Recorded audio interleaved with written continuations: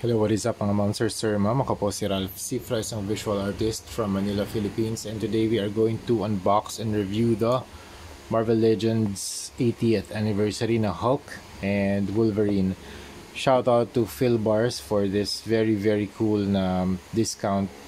Nakuha ko to ng around 1,998 only. Dating itong around 4,000. So 50% off yung deal nila sa Collector's Con until July 29 pa siya. So if you have time, visit kayo sa SM, The Block, Atrium para makabili ng Hulk and Wolverine na 2-pack. Okay, start tayo dito kay Wolverine. This one stands around, wait lang, measure natin. Wolverine stands around 1, 2, 3, 4, 5.5 inches tall. Tapos si Hulk naman 8 inches tall. Yan. Nga pala, marami rin pa pala tayong i-review ngayon. We have Captain America na merong motorcycle na accessory. And si Archangel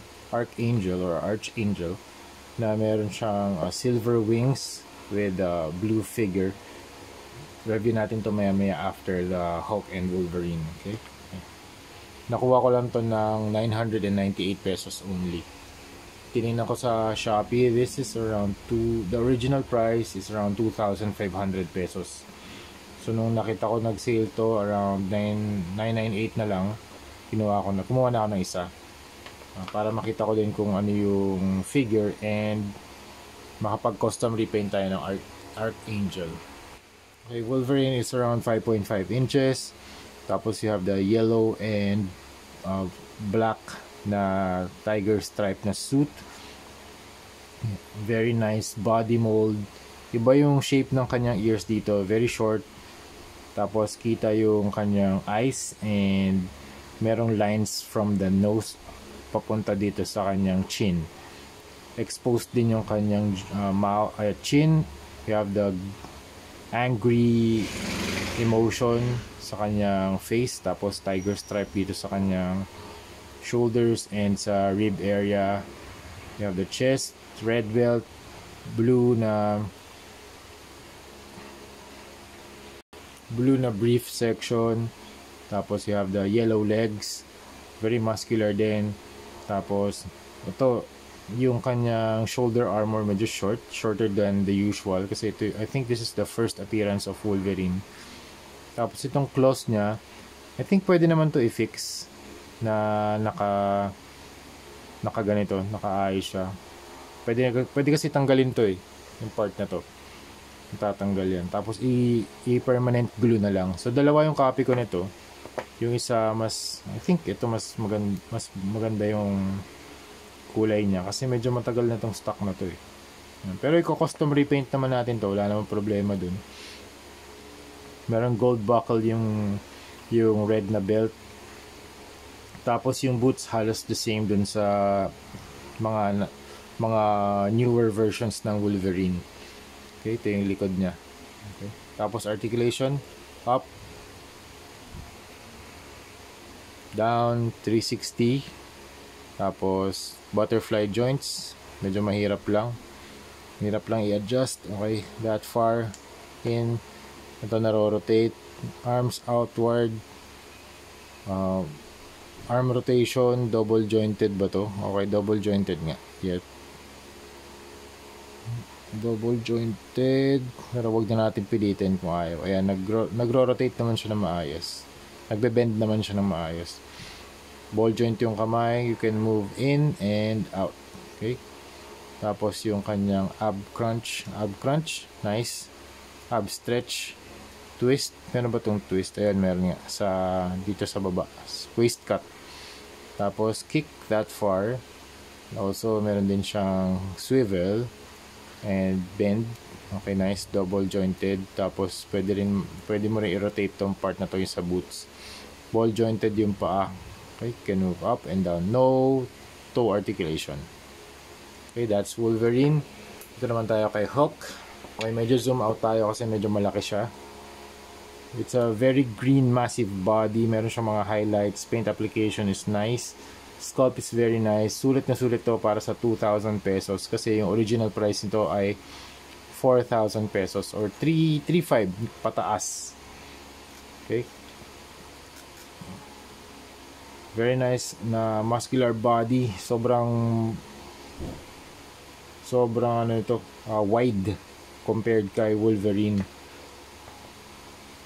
You have the green body, meron din mga highlights, you have the purple na pants, medyo ripped yung pants dito sa lower part ng leg. Very cool din ng mga folds. Tapos ito yung kanyang back portion, back side. Tapos yung face sculpt niya, you have the glossy eyes, very large na brow bone. Tapos meron din siyang nose. Very pronounced din yung kanyang chin and cheeks, pati yung ngipin niya. Okay. Medyo super white lang din yung teeth niya. Lalagyan natin ng konting weathering para medyo maging off-white yung kanyang teeth. The hair is very nice too. Nakapart siya sa gitna. Tapos meron ding mga green highlights. Okay, rotate, articulation, head up, down, 360, pwede. Tapos body, ab crunch, stretch, butterfly joints, up and out and in. Arms can move outward, bicep rotation. Teka. Yan, meron din. Tapos bend ng kamay, ball joint yung wrist, can move out and in. Tapos you can also rotate the waist and itong part na to. Okay, konti lang dito, pero yung ab crunch niya malaki naman. Okay, tapos pwede siya mag-kick, bend ng knee, double jointed, and also ball jointed yung paa. Okay, overall this is a nice figure na Hulk. Very cool na pang display sa inyong Marvel collection, lalo na kung nagko-collect kayo ng Wolverine and Hulk. So yun lang mga ma'am sir, yun ang ating review ng ating Marvel 80th anniversary Hulk and Wolverine 2-pack. If you are a fan of Wolverine and Hulk, super nice na addition ito sa inyong Wolverine collection. Meron pa palang thigh cut dito para ma-rotate nyo itong part na to. Okay?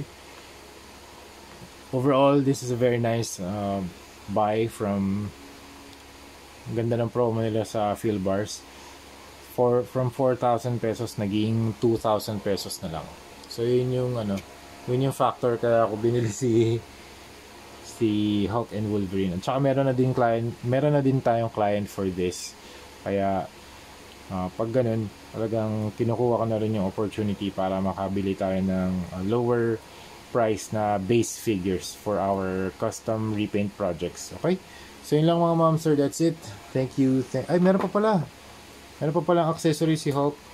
Yung kanyang ripped na polo shirt.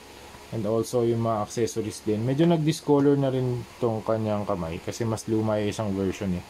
Dark blue yung isang set ng hands ni Wolverine. Ito para mas nasa lighter blue. Kung ano yung color ng gloves niya ngayon. Okay. Alt hands meron din si Hulk. Open and closed. Ayan. Tapos, ano pa ba dito? Wala na. Kay na to, kay Captain America. Next, Captain America and Archangel tayo. Okay? So, yun lang mga ma'am sir, that's it. Thank you very much for watching and see you sa next video. Bye-bye.